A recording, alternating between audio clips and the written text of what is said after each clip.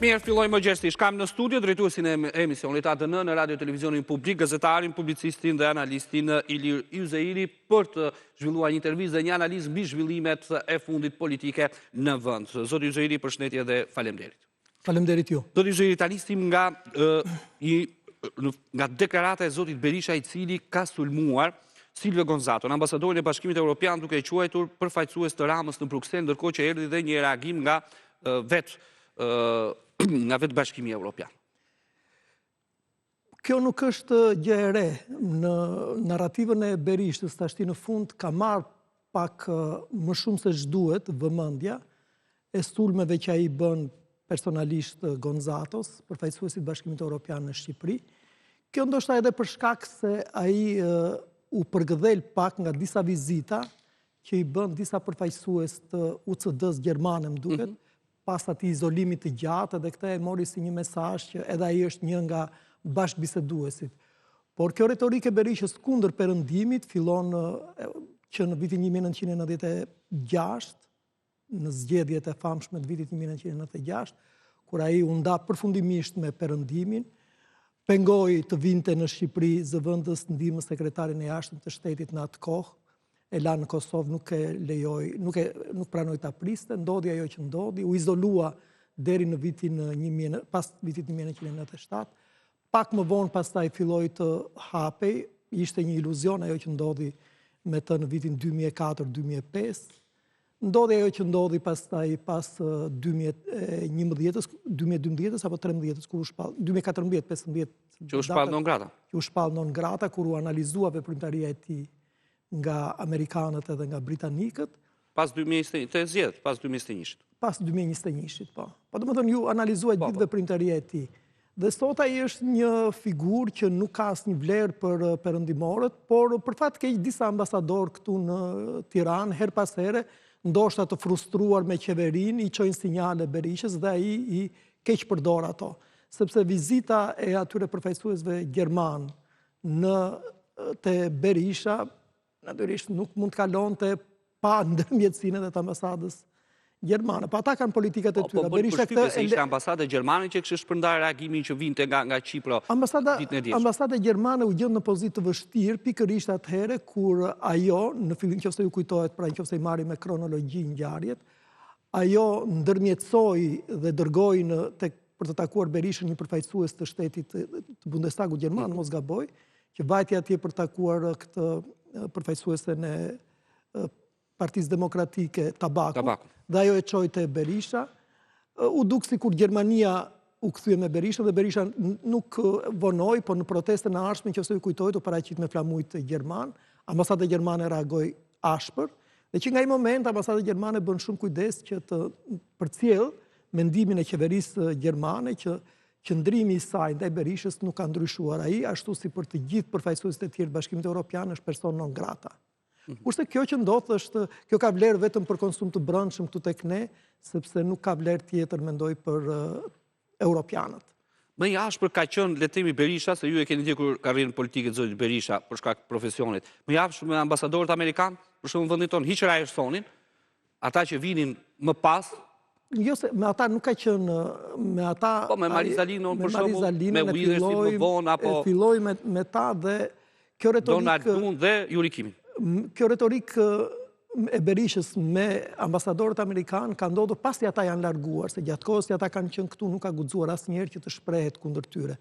Pasi ata janë larguar nga Shqipëria, ai pastaj është shprehur me një retorikë të cilën e njohim të gjithë, duke bërë përpjekje që të veçonte qëndrimin e Departamentit të Shtetit nga qëndrimet e ambasadorëve, duke etiketuar ato si personale ndaj tij dhe si të ndikuara nga Edi Rama apo Partia Socialiste, të cilat kanë marrë mesazhe ose kanë marrë informacion për të ndërtuar pastaj tekstin edhe për të ndërtuar non gratën e Berishës. Po kjo, thash, është një lojë krejtësisht e vogël dhe nuk prek absolutisht asnjë fije nga marrëdhëniet që kanë Shtetet e Bashkuara apo Bashkimi Evropian me Shqipërinë. Ato janë shumë të qartë se çfarë kërkojnë nga ne, janë shumë të qartë me deklaratat që bëjnë, dhe nuk impresionohen nga këto që bën Berisha. Berisha këto i bën për konsum vetjak, për shkak të pozitës jo të mirë që ka në Partinë Demokratike, por edhe në jetën politike shqiptare, ku shfaqet krejtësisht i braktisur dhe i dëshpëruar me ato protestat me Molotov. E pikrisht të protesta dhe vetë këtë herë Berisha e pranoi duhet bëj më shumë. Si e pat protestën e fundit? S'kan ato protestat janë të gjitha njësoj, s'kan asnjë gjë të re. Protestat janë akte dëshpërimi të një njeriu që e ka humbur gjithçka, ka humbur kontaktin në dialogun me opozitën, me popullin opozitar. Ai nuk dialogon me popullin opozitar, sepse populli opozitar nuk përfaqësohet nga ato figura që shoqërojnë, që rrethojnë Berishën dhe nga Berisha vetë. Populli opozitar kërkon një përfaqësim tjetër. Lëvizjet e Salianit, për shembull, i kanë dhënë një goditje jo të vogël Berishës, sepse Saliani ka arritur që ta ndajë Partinë Demokratike në ata që kërkojnë ndryshim dhe në pak militant të mbledhur. Ja ka arritur deri tani thoni? Besoj që po, pavarësisht se ne nuk kemi të dhëna të sakta, por kjo shihet nga fakti që Saliani arrin të mbush sallat dhe keni parasysh në atë klim terrori që me cilën Berisha e udhëheq Partinë Demokratike, megjithatë demokratët gjejnë në rast dhe dalin hapur kundër tij dhe në përkrahjet e Salianit.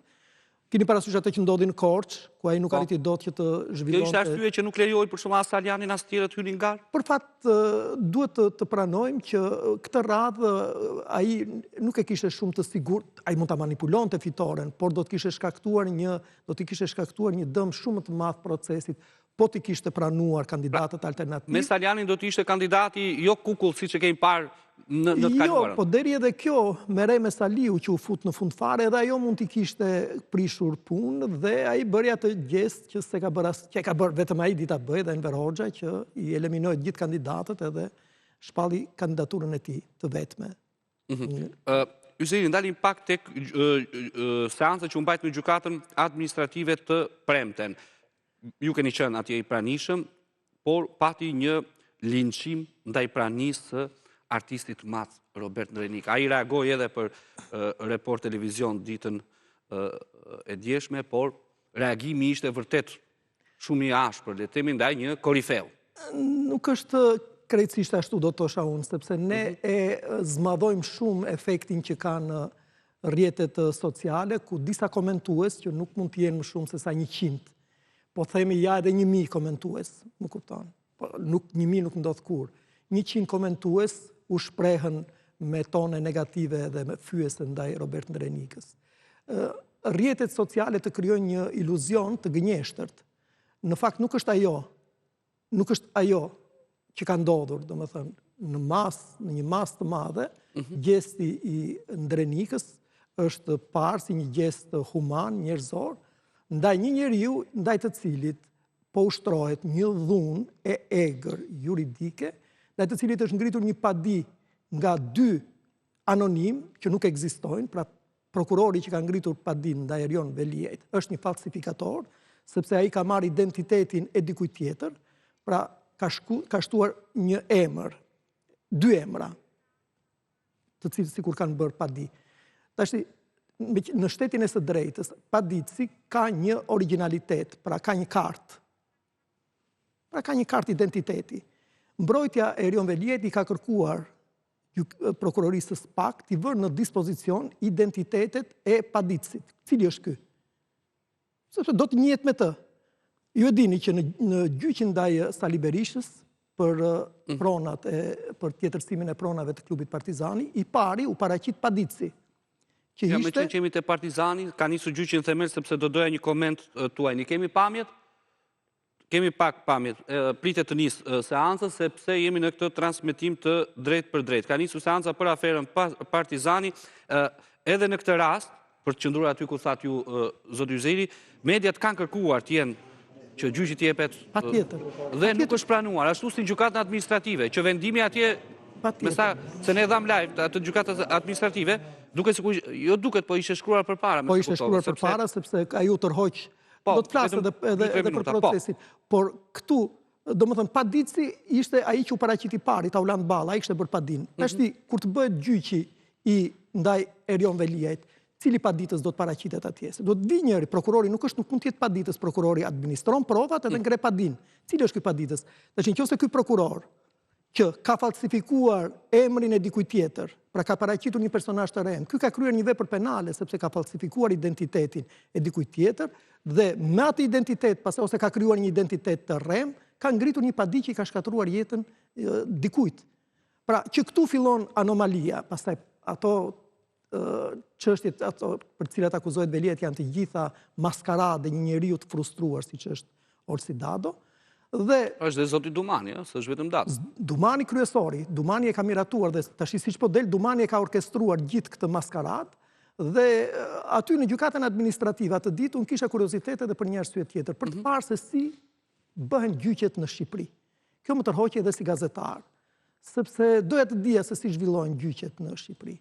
Dhe ajo që pash atje ishte vërtet një skandal nga të gjitha anët. Që në fillim Godina. Ajo Godin ka qenë Instituti i Kërkimeve Veterinare të Shqipërisë, sepse ma saktësoj, unë aty në shkrim thosha që lihet kuptoja si një drejtori parnash, po tash saktësova, është ish Instituti i Kërkimeve Veterinare të Shqipërisë. I ndërtuar si institut kërkimor shkencor me dhoma të vogla, me salla laboratori etj, është përshtatur për gjykat. Tash që këtu fillon maskarada, domethënë salla të ngushta. Salla ku do të mbaheshe gjyqi ndaj Veliet ishte sa një guzhin që kemi ne në shtëpi, me 3 rreshta nga 4 veta për të ulur. Pa asnjë kështu etik, si të thuash, institucionale. Tash të mendosh kemi 35 vjet, më kupton, dhe s'kemi ndërtuar gjykat, që këtu fillon serioziteti një shteti. Kalojmë te kjo pjesa tjetër me qenë se jemi te godinat. Po. Sot me bujë të madhe u përuruan sallat e gjykatës të posaçme. Dhe këtu nga i kryegjyqtari, si quhet ai gjyqtari i parë, zoti Erion Bani, u paraqit me pompë të madhe sikur po bëhet një investim i madh dhe po ndërtohen gjykata sipas stilit amerikan, është një gënjeshtër e madhe. Ai gënjen edhe në sy të përfaqësuesit të qeverisë, ministrit drejtësisë, i cili nuk e kundërshton. Nuk janë gjykatat amerikane ashtu, si që kanë gjykatat amerikane. Mirë ishin bërë. Sallat, mirë më mirë, po tash jemi në vitin kush po pyet për salla, më luksin që ka arritur Tirana dhe institucionet të tjera nuk kanë lidhje fare me një sallë gjyqi. Po prapa aty kushin kafaz xhamit. Po kafazi i xhamit ka mbetur aty. Kafazi i xhamit, kafazet për herë të parë, të paktën në dijenin time, i përdori Falcone dhe gjyqtarë të tjerë kur arrestuan përfaqësues të mafjes, por kur të arrestuarit ishin mbi 50 edhe i mbyllën që të gjithë në një kafaz, aty lindi kafazi. Dhe kafazet zakonisht përdoren për ata persona të cilët paraqesin rrezikshmëri të lartë shoqërore, janë të dezekuilibruar psikikisht, pra kanë shfaqur dezekuilibër mendor, kanë kryer vepra të rënda, masakra, vepra të rënda, dhe ndaj tyre mund të përdoret kjo. E mbani mend gjyqin ndaj Saddam Husseinit? Tash në fund fare? Me që përmend ky Bani, që ka ky gjykat si Bani, me që përmend modelin amerikan. Ku ishte vendosur? Në kafaz ishte vendosur, se nuk e mbaj mend. Pra, këta me paret tona... Kafaz vetëm Mubaraku ka qenë. Mubaraku në Egjipt. Mubaraku në Egjipt se e stollën me barel. Po, e stollën me barel. Tash nëse ne duhem ta bëjmë vendin tonë si këto, si Egjipti është histori tjetër. Domethënë edhe sot në mënyrë demonstrative këta përfaqësuesit e drejtësisë së re, gjykata kundër korrupsionit apo gjykatësi apo prokuroria kundër SPAK i bëjnë kashillëk qeverisë dhe përfaqësuesit të ministrisë atje, zoti Toni Gogu, të cilë nuk e mora vesh se çfarë tha. Ta e mësuar flasin me një gjuhë të drunjtë, ne kërkojmë respektin të drejtat, nuk i adresojnë problemet. Gjithë këto ditë shtypi po vlon nga dosjet e panumërta që janë... E kam si pyetje. Dhe ai tash i rrihet dhe thot tash i bën të dy tash i recitojnë një tekst që nuk ka asnjë përmbajtje. Dhe ai me kafazin, ai tash na e paraqet në ristrukturimin e gjykatës së re me kafazin e qelçt aty brenda. Tani, ti kthemi edhe një herë gjyqit që përmbahet për dosjen Partizani. Është lënë vetëm në fillim të filmohet siç është bërë deri tani dhe është marrë vendimi kamerat dalin jashtë mos të transmetohet. Ju jeni që këto seanca, sepse përbëjnë interes publik. Tash ti kthehemi edhe një herë. Kjo është hera e parë që ndodh. Prandaj edhe unë këmbgul të pyetja që duhet apo jo live. Ti kthehemi edhe një herë modelit nga i cili jemi inspiruar, jemi frymëzuar edhe ne për të ngritur kur bëm reformën në drejtësisë. Një nga ato modele ka qenë edhe ajo që quhet manipulite ose me duar të pastra. Atje gjyqet jo vetëm që ishin të hapura, dhe ndiqeshin live nga publiku, por ato gjyqe që ndiqeshin live nga publiku, i dhanë një pasqyrë të tillë Italisë që krijuan një atmosferë që gjithë Italia mendoi se më në fund, më kupton, drejtësia do të vijeshte në vend. Dhe përveç kësaj, të mos harrojmë këtë tjetrën, gjyqet që u bën, ju kujtojnë gjyqet që u bën ndaj të pandeurve të mëdhenj të mafjes, Totorinës me radhë, transmetoheshin live. Dhe Totorina kishte mikrofonin atje me 2 policë të rritë, transmetoheshin live. Në të gjithë botën gjyqet e një rëndësie të tillë të posaçme transmetojnë live. Dhe ne kemi televizionin publik i cili ka 10 ose 15 kanale. Po, që mund Dhe televizioni publik e ka për detyrë që të informojë publikun për ngjarjet sensitive, ngjarjet më të mëdha që kanë lidhje. Dhe një kanali i televizionit publik, siç bën me parlamentin, që televizioni publik e ka për detyrë të transmetojë seancat e tij, vazhdimisht të regjistrojë dhe të transmetojë. Dhe edhe këtu një kanal i televizionit publik mund ta transmetonte dhe të tjerat e merrnin nga ky televizion. Është brenda, argumentet juridike i kanë paraqitur avokatët në mënyrë perfekte. Kurse gjykata respekton vullnetin e prokurorëve të SPAK-ut. Unë e vura re edhe atë dite kur gjykatësi që drejtonte seancën, tha gjykata tërhiqet për të marrë vendimin. Gjë më e turpë. Dhe u kthye pastaj lexoi 2 faqe atje për 2 minuta. I kishte shkruar që përpara vendimin. Kjo ishte. Për shembull, sot është rrëzuar kërkesa, vetëm para pak momentesh, se kemi dhe në flesh, është rrëzuar kërkesa në apel e zotit Meta, i cili kërkonte ndryshim të masës së sigurisë. Madje SPAK thotë që barrën e provës e ka mbrojtja, ndërkohë që thotë përfaqësuesi i SPAK-ut, që është prokurori Klapi, më zgaboja ta lexoj se ta lexoj 100%, thotë që në rastin konkret thotë për sa i përket vendimit të kolegjeve. Mbrojtja nuk paraqiti asnjë provë për zvendësimin e masës, se ka fjalën për avokatin, për zbutjen e nevojave të sigurimit apo ndryshim të arsyeshëm, nuk ka kushta por rrethan që ta zvendësojmë. SPAK, vendimi i gjykatës së lartë të kolegjeve të bashkuara nuk sjell asgjë të re në këtë proces. Kush e thotë, gjykata apo prokurori? Jo, këtë e thot prokurori SPAK Klapi. Prokurori ka të drejtë që ta çojë akuzën e tij deri në fund. Këtu është puna e gjykatës. Gjykata tash nuk duhet të bjerë viktimë e këtij presioni që i bën ose këtij mendimi që ka prokuroria. Gjykata duhet ngrihet mbi të, si sipas ka efekt, sepse ajo ka ndodhur, është një ngjarje që ka ndodhur para disa kohësh dhe ka efekt se kjo po ndodh tani. Por shiko, edhe ajo që ndodhi, edhe ky vendim i kolegjeve të bashkuara nuk do të prodhojë asgjë, sepse prokurorët dhe gjykatësit e SPAK nuk përfillin askënd në këtë vend. Askënd fare. Ata janë vendosur deri kur, nuk e di se ku do t'i çojë rruga, po me këtë mazhorancë, me këtë parlament, sepse ne jemi përballë një situate, domethënë shumë të rëndë. Yzeri se kemi zotin Meta, i cili po paraqitet në seancë, pritet të fillojë. Si pati një reagim në fakt, ja prit vetëm ta gjejmë moment çka ka folur? Është brenda kapazit edhe këtu? Po.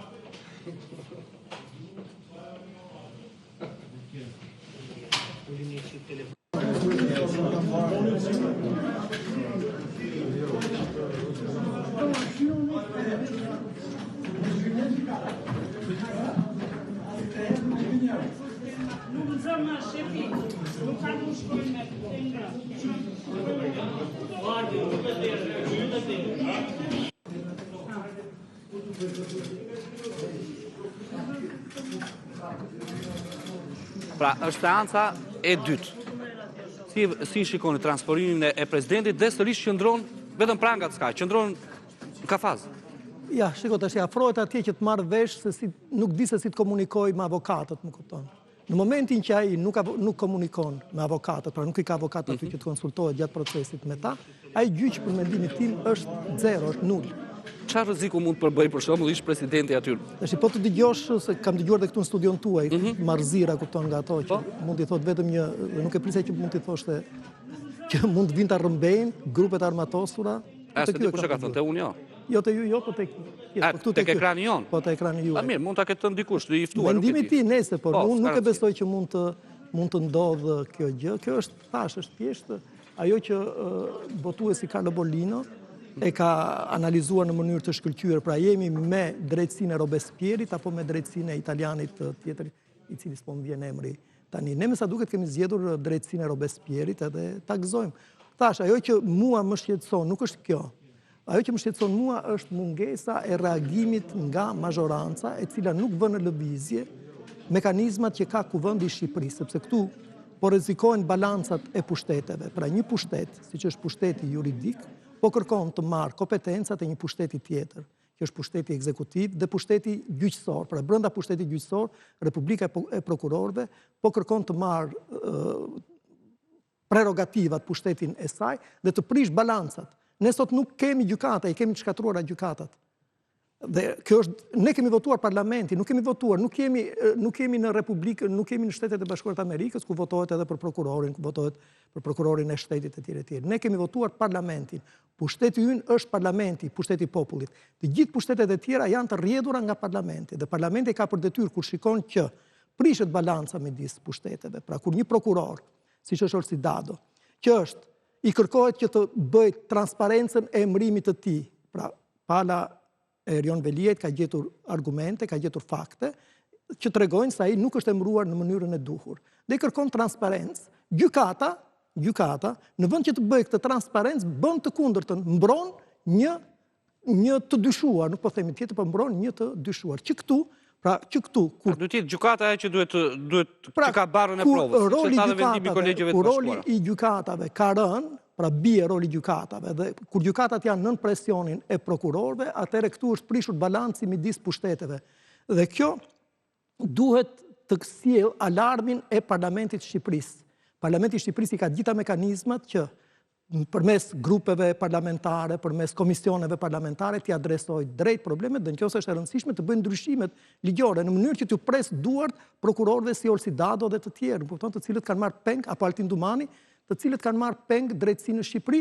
Dhe sot që ne flasim, të mos kemi dhe të adresohet dhënia e drejtësisë, të jepet drejtësi për shqiptarët, dhe shqiptarët të mos zvuhen me ato mira dosje dhe të presin. Tash mendo që Merobaze kishte një editorial para disa kohësh. Në vitin 2013, në mos gaboj, i ka ndodhur një incident, dy makina të djemve të një ish deputeti e kanë kërcënuar, domethënë i kanë prerë rrugën dhe e kanë kërcënuar për ta vrarë. Ka bërë denoncimin në 2013 dhe gjykata, tash me Merobazën, gjykata në vitin 2026 i sjell vendimin dhe i thotë që çështja që ju keni është pushuar. Pra kanë kaluar 13 ditë për t'i kthyer përgjigje botuesit dhe botuesit gazetës më të madhe në Shqipëri. 13 vjet Merobazes, ndërkohë që në një kronikë që ne kemi bërë, sipas edhe të prokurorisë shifra që vi nga prokuroria e përgjithshme, dosjet janë stok, pra deri në 12 vite për të marrë drejtësi. Jo për të marrë një vendim, se nuk e dia merr drejtësi, por pas 12 vitesh më ka ndodhur edhe mua kjo gjë, që është më skandaloze akoma. Djali im i madh, përpara se të ikte në universitet, në 2003, në rregull, i vjedhin celularin. Edhe bën pa din. Në ka ardhur vjet. Nga 2003 i vjet u erdhi. Po, dhe duhet të shkonim në gjykat, më kupton, që të asistonim kur të mbyllet çështja. Tash e kupton se çfarë ndodh? Pra nga 2003 deri në 2026, 23 vjet. 23 vjet. Tash ti mendo se ç'ndodh me ata fakirat që kanë probleme me pronat. Pronat njerë janë harruar në këtë vend. Ai që ka probleme me pronat, prandaj është shtuar vetë gjyqësia, ata që kanë probleme sociale. Do ta zgjeroj, profesor, vetëm një moment se ka nisur seanca ndaj Metës, është vetëm fillim me dyert hapura, se ndoshta flet vetë ish presidenti. Po ta dëgjojmë sa ti. Po. 2025-2026 i Komisariatit Policisë nr. 1 kundër të tjera bëhet me DSR.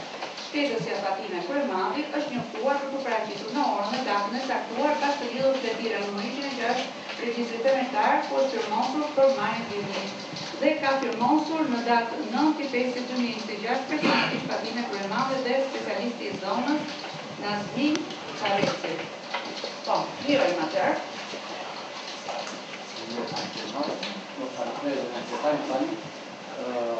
Atëherë përveçse se pandeuri zonja Fatime Kryemandi dhe Zoti Tiro Gjyqo kanë një rregullisht për gradin dhe orën e seancës, përveçse se ata vullnetarisht kanë zgjedhur të mos paraqiten këtë seancë dhe të përfaqësohen nga ndërrojës superior, që kanë prezencë në seancë për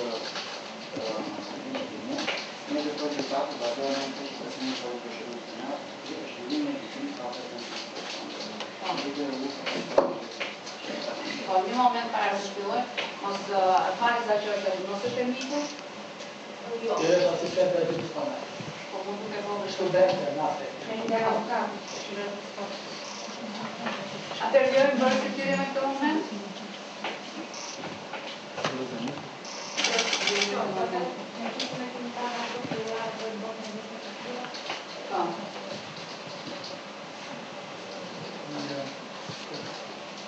Në këtë moment për legjitimimin e falëve. Vendim gjykata bazuar në nenjen 351/1 Kodit Procedurës Penale, në punkt tekstur, në seancë sotme gjyqësore nuk janë prezent të pandeuri Fatime Kuremandi dhe Piro Xhixho, për cilët konfirmohet falsja djeni për të parën në lidhje me në ana e policisë gjyqësore, ku konfirmohet që ka marrë djeni për seancën e sotme gjyqësore dhe ka nështruar. Ndërkohë Piro Xhixho nga prezenca e tij në seancën e parë gjyqësore, gjykata e zhvillon këtë seancë gjyqësore në mungesë të tyre, duke i konsideruar të pranishëm përsa këto interesat mbrohen për Fatime Kuremandi nga avokati Esmeralda Ndërgjoni Rama dhe për Piro Xhixho nga avokati Sokol Mëngjesi. Ndërkohë media që duken media nuk do ta ndërprisni këtu, media kemi gazetarët, ju a bëra me dje dhe në sanë sepse media do ta gazetarët janë në sanë. Që ju duhet të daloni media të pengroni për transmetimin live. As i bazë ligjore që të ndërprisni transmetimin live të media.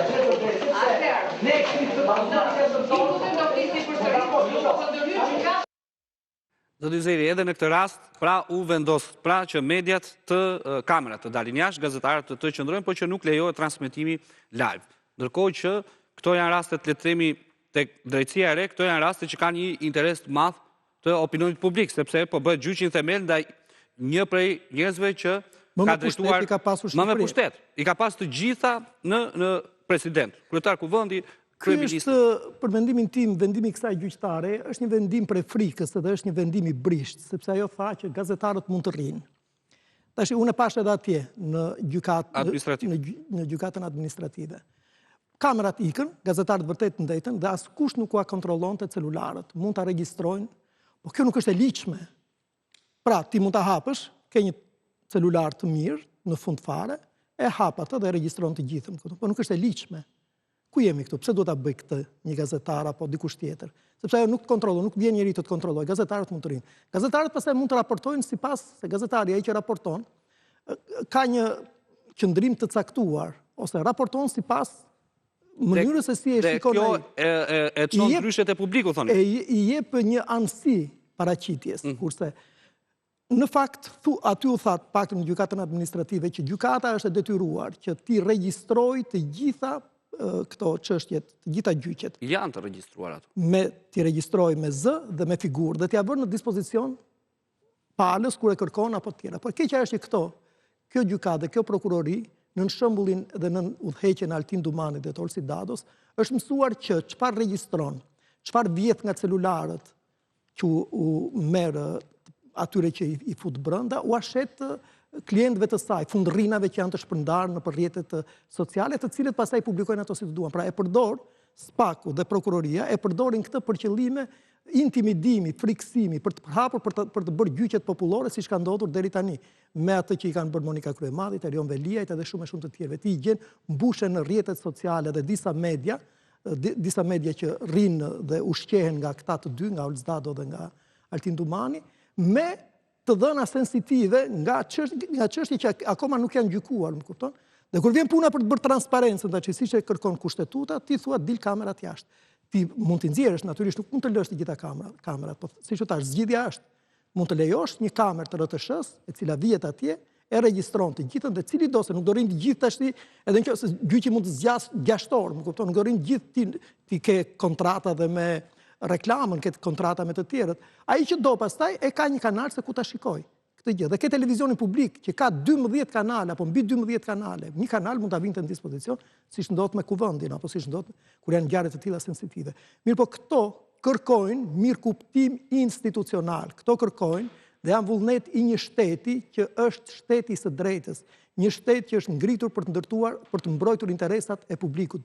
Dhe jo një shtet që drejtohet, që udhëhiqet nga frika e qeverisë, dhe qeveria ka rënë në frikë rrirë edhe promovon vetëm godina që nuk thon asgjë, dhe nuk promovon përmbajtjen, kupton. Unë dua të di reforma në drejtësi çfarë ka prodhuar këtë radhë sepse u bë për të dhënë drejtësinë, dhe jo për të ndëshkuar 3 veta, për të bërë spektakle me 2-3 veta. Unë dua të di pse sot ti nuk merr dot drejtësi. Se në qoftë se ty të zgjat dhënia e drejtësisë 10-12 vjet, mendo se çfarë kosto ka ajo për një qytetar dhe mendo pastaj se si është korrupsioni aty. Fiton ai që paguan më shumë. Dhe shifrat në këtë rast janë përsëri alarmante. Ne ende nuk kemi raporte të tilla. Parlamenti mund të ushtronte ndikimin e tij duke ngritur komisione që të bënte investigime dhe të na thoshte, shiko, paguen kaq lek, vini bëjnë institucione të huaja këto investigime, që pyesin me prova, që pyesin se çfarë ndodh për të marrë drejtësi në këtë vend. Nuk adresohen këto, po del tash i ministri i drejtësisë atje dhe reciton një tekst me fjalë kot, me fjalë boshe, kërkojmë sigurinë, kërkojmë këtë, kërkojmë atë dhe nuk vë alarmin aty dhe shikon prapa atë sallën e qelq të mbyllur aty dhe thot, ai del ky gjyqtari thotë kemi bërë sipas modelit amerikan. Më kupton, ky tjetri thot asgjë, por ju kërkojmë këtyre thot, ju lutemi që tregoni një çik më dinjitoz. Ç'u kuptim ka kjo? Kujt i duhet kjo? Kujt i duhet ajo salla, ato 4 salla që pas kanë bërë pas 12 vjetësh me para tona këta gjykatësit, ku drejtësia është në krizë të tillë. Në perceptimin publik SPAK-u është më i kotuari, ndërkohë që sot partitë politike janë bërë bashkë kundër SPAK-ut. Nuk është krejtësisht ashtu, sepse mbështetja që është dhënë SPAK-ut në fillim fare ju dha për të dhënë drejtësi. Tash mbështetja ka kaluar tek ata që kërkojnë gjak dhe kërkojnë kështu ndëshkim dhe kënaqen pse rri në burg Ilir Meta apo Erion Velia dhe nuk jepet drejtësi, se ne s'kemi parë drejtësi këtu. Raportet e Bashkimit Evropian e kritikojnë drejtësinë shqiptare ose dhe SPAK-un se nuk ka rezultate.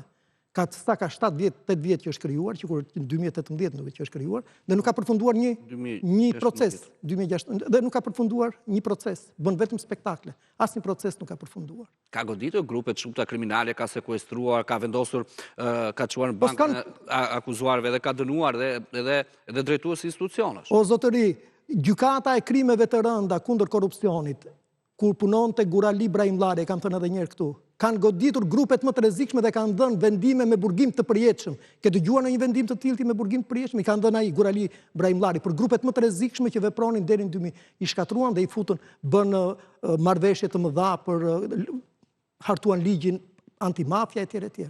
Me prova konkrete. Kurse këta bëjnë vetëm spektakël. Domethënë, i mbajnë brenda, nuk ka përfunduar asnjë gjyq. Sekuestrime dëgjon. Ti ke dëgjuar vetëm ato rrëfimet e atij Dumanit tjetër, jo këtij Dumanit, atij tjetrit. Nureddinit, më kupton. Vetëm këto gjë di. Di atë Talo Çelën, këto historit me Talo Çelën si e vrau, si e preu, por nuk ka përfunduar një gjyq. Nuk ka përfunduar një gjyq që të thuhet. Edhe ai prokurori Zharka që kishte, edhe ai doli nga burgu që akuzoheshe se kishte mbështetur Toyota Yaris. Domethënë aty është një kaos total, më kupton? E vetmja gjë që këta kanë bërë bukur, më kupton, është që kanë bërë spektaklin me Erion Velien, me Ilir Metën edhe me kaq ka bërë SPAK-u. Gjithë ato investimet tona shkuan për të parë këtë shfaqje as pak serioze të drejtësisë shqiptare. Ju jeni për ndërhyrje në të thella dhe këtë duhet ta bëj parlamenti, sepse po cënohet rënd dhe thellë. Pastaj do themi na e kapi politika SPAK-u. Or zotëri, parlamenti nuk është politika. Por ti jeton në një shtet politik, se ku jeton ti? Ti nuk jeton në një shtet fisnor, ku luftën e bëjnë fisët që zihen me njëra tjetrin. Politika patjetër, pa politikë nuk kemi ku shkojmë. Politika, kur e ka politika, parlamenti përfaqësohet nga të gjithë ata që ne i kemi votuar. Dhe parlamenti nuk është vetëm Partia Socialiste, është vullneti ynë atje, i certifikuar nga të huajt, dhe ai parlament duhet i adresojë shqetësimet që kemi ne, dhe jo të bëj vetëm kështu spektakle që nuk i prek askush, nuk i shijon askush. Flitet ashtu që jemi shumë afër Europës, afër cilës Europë jemi. Si do vemi në Europë me këto shifra? Se Europa do shifra. Me këto shifra do vesh në Europë? Para burgimit i kemi alarm, Para burgimet alarm, çështjet janë stok, janë me mira çështje. Domethënë gjykatat janë të paplotësuara me personel. Vendet ku zhvillohet sistemi i drejtësisë, godinat janë për faqe të zezë. Cila është drejtësia këtu? Drejtësia janë ato spektaklet e Altin Dumanit me Olsi Dadon, kjo është drejtësia e re. Nëse është kjo drejtësia e re, atëherë kishim mirat tjetra. Ishim më mirë kur ishim keq. Po ishim më mirë kështu i bie, kupton? Kur ti nuk arrin dot ta adresosh, ke 35 vjet nuk arrin dot ta adresosh reformat ashtu siç duhet. Pra, dhe të vësh në lëvizje mekanizmat për të cilat unë kam votuar, nuk bëhet politika vetëm me deklarata për shtyp. Politika bëhet me institucione që marrin përsipër të analizojnë dhe t'i tregojnë, t'i thonë opinionit, shiko, këto që ju keni dëgjuar deri tani janë vërteta, sepse sipas investigimit tonë nuk janë 125.000 dosje që presin, po janë 10. Po i ka fryrë media, dhe ja ku janë. Dhe nuk janë, cilët janë këta gjyqtarë që i kanë vënuar, cilët janë këto çështje që i kanë vënuar.